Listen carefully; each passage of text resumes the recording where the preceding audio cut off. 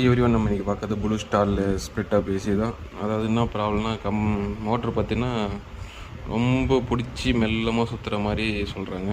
இது எதனால ப்ராப்ளம் வருது பார்த்தீங்கன்னா ஜீரோ கிராசிங் எரரு. ஓகேங்களா, இதுக்கு முன்னே நான் சொல்லியிருப்பேன் ஜீரோ கிராசிங் எரர் இருந்தால் மோட்ரு வந்து சுற்றவே சுற்றாது. அதாவது நம்மளுக்கு கரெக்டான ஏசியில் வந்து 15 ஹெட்ஸ் வரும். அந்த 15 ஹெட்ஸ் பார்த்திங்கன்னா இதுக்கு டிசியை கனெக்ட் பண்ணிட்டு 100 ஹெட்ஸ் வரையும் கொடுக்கணும்.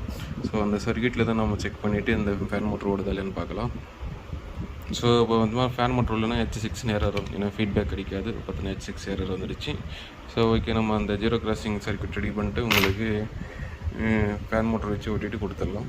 ஸோ ஃபைனலாக போர்டு பார்த்தீங்கன்னா ரெடி பண்ணியாச்சு. ஃபஸ்ட்டு மோட்ரு பார்த்தீங்கன்னா சுற்றவே இல்லை. இப்போ பார்த்தீங்கன்னா பக்காவாக சுற்றுது, நல்லா ஃபாஸ்ட்டாக தான் சுற்றுது. பட் கேமராவில் ஸ்லோவாக தெரியுது. ஸோ அந்த ஜீரோ கிராசிங் எரர் பற்றி ஒரு சின்ன டயக்ராம் போட்டு சொல்லி எக்ஸ்பிளைன் பண்ணுறேன். ஏன்னா ஜீரோ கிராசிங் பார்த்திங்கன்னா நம்ம கரெக்டாக எங்கள் ஏசியில் வந்து 50 ஃப்ரீக்வன்சி இப்படின்னு மேலே கீழேன்னு பார்த்தீங்கன்னா வேவ் ஃபார்மாக 50 ஃப்ரீக்வன்சி வரையும் வரும். அதை நீங்கள் இங்கே கரெக்டாக எங்கள் மைக்ரோ கண்ட்ரோலில் வந்து சென்ஸ் பண்ணுறது பார்த்தீங்கன்னா 100 ஹெட்ஸ் சென்ஸ் பண்ணும். இது என்ன பண்ணால் நம்ம ஃபுல் வே ரெட்டிஃபையர் வந்து ஆஃப் வே ரெட்டிஃபையராக மாற்றி விட்ருவோம்.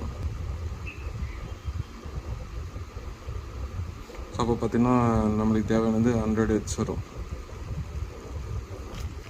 நீங்கள் பார்த்தீங்கன்னா 15 ஹெட்ஸ் வரும். ஸோ நம்மளுக்கு இந்த 100 வராதும்போது பார்த்தீங்கன்னா மோட்டர் சுத்தமாக சுற்றாது இந்த கண்ட்ரோல். ஆனால் அதுக்கு சம்மந்தமே இருக்காத மாதிரி இருக்கும். பட் ஃபேன் கனெக்ஷனும் இருக்கும்.